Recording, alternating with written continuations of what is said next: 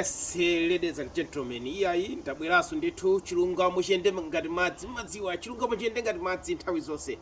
patawuni panopo makamaka tinene kuti anthu amene mwina muli kunja kumalawi kumene tingonena kuti anthu mmene timakhalira patawuni panopo tikakhala kuti ndife ochita bwino, tikakhala kuti tili ndi chilichonse kunyumba kwathuku, tikakhala kuti kaya timavala bwino, tikakhala kuti kaya mumatani mumapezeka malo ena ndi ena anthu amakupatsani ulemu muona ngati kuti inuyo ndi kuti mukulamulira aliyense kapena aliyense amakudziwani. Zimenezi ndi ulemu chabe kuti anthu amakupatsani inuyo the fact kunena kuti simmadziwa kuti kodi Connex chakudya chake wachitenga kutiko, Connex rent yake waitenga kutiko, Connex wa kodi anake amathandiza bwanji, kodi achibale ake amathandiza bwanji, ngati amathandiza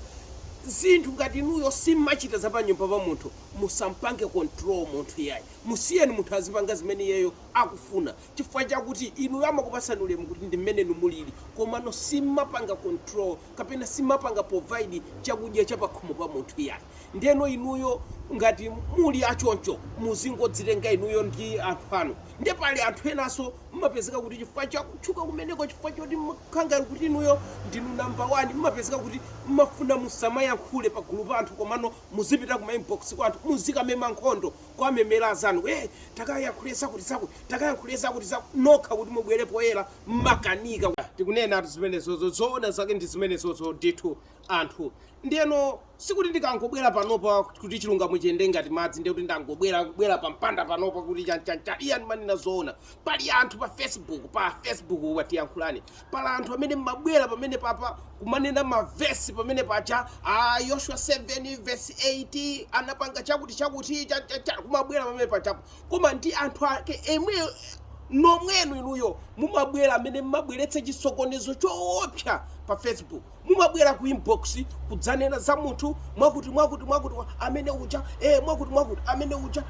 mwakuti ndiyano nkhanije ikatuluka mumapita kwa munthu uja inoyo ndikumakakhala ngati kuti inuyo ndangelo kumayankhula kumene kuja pepa iwe zimachitika kodi mukuti zakhala bwanji chonsecho nkhani mwatulutsa ndinuyo. Ifetu ngati for example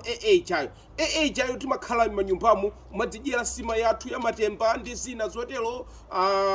mbiliwidzi ndi zina zotero komano anthu mumapezeka kuti mukubwera pamene pachapo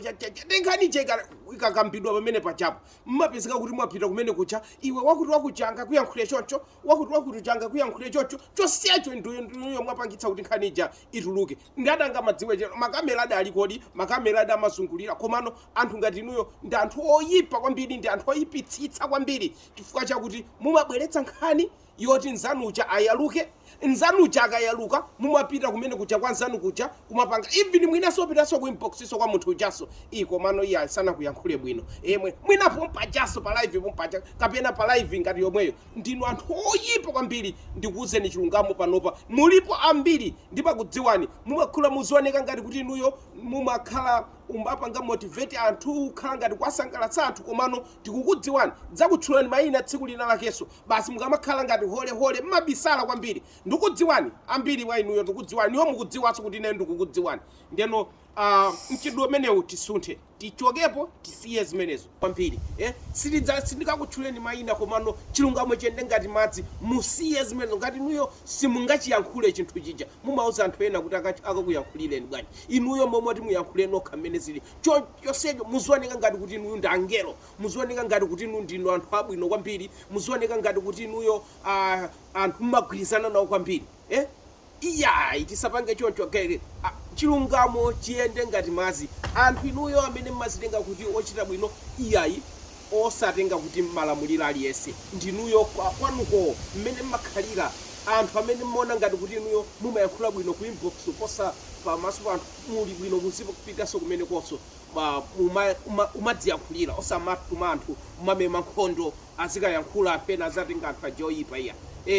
ndiyeno zinaso zikabweraso tibwereso tidzakuyankhulesoni komano kwa lero chilungamo chiyende ngati madzi inuyo anthu ochita bwino simmapanga control aliyense ngati silimadya kwanu inuyo tisiyeni ife tisipanga zathu osati tizikhala kuti mukayika posta mukapanga post chinthu ndiye kuti anthu akakamizidwa apange comment chifukwa kuti inu mmazitenga kuti ndinu number 1 mwapambana chani inuyo